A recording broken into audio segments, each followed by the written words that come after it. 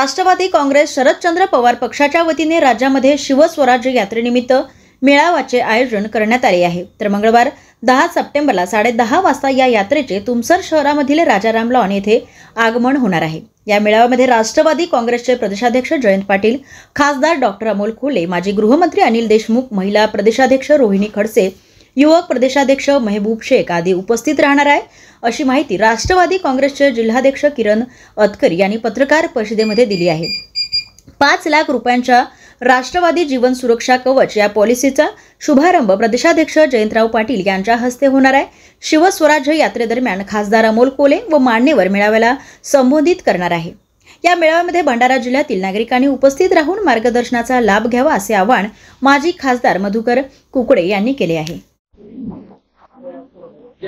नागरिक काँग्रेस पार्टी शरद पवारचे नेते माननीय शरद पवार यांची विचारधारा घेऊन महाराष्ट्राचे प्रदेशाध्यक्ष माननीय जयंतराव पाटील तुमसरला 10 तारखेला येत आहेत आणि त्याच्यासोबत पुण्याचे खासदार माननीय डॉक्टर अमोल कोल्हे, राज्याचे माजी गृहमंत्री व आमदार माननीय अनिल देशमुख, राष्ट्रवादी काँग्रेस पार्टी शरद पवारच्या महिला अध्यक्षा माननीय हृदय खडसे, राष्ट्रवादी काँग्रेस शरद पवारचे युवकाचे अध्यक्ष भगवान शेख या ठिकाणी शरद पवारचे विचार घेऊन नगरात येत आहेत।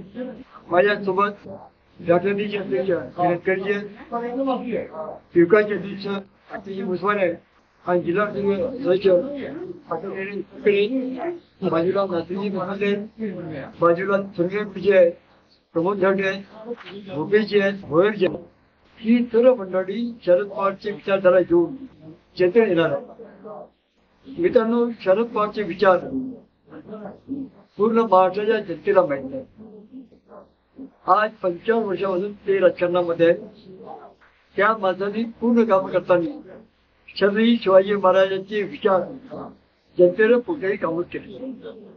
1978 मध्ये रोजगार कामाची सुरुवात पूर्ण देशामध्ये माननीय शरद पवारांनी करताना शेतकऱ्याला आणि गरीब माणसाला काम मिळालं पाहिजे, त्याही भूमी होऊ नये आणि ग्रामीण भागाच्या सगळ्यांनी विकास झाला पाहिजे, ही कल्पना शरद पवारांनी केली। पण त्यात पाण्याचे मार्गवी तलाव आहेत, वृक्षारोपण आहेत आणि पश्चिम महाराष्ट्रामध्ये त्यांनी तर म्हणजे याच्या पुढे गेले, फळांची झाडं लावली आणि त्यामुळे महाराष्ट्राच्या भौगोलिक आणि आर्थिक विकास झाला पाहिजे, ही शरद पवारची विचारधारा घेऊन माननीय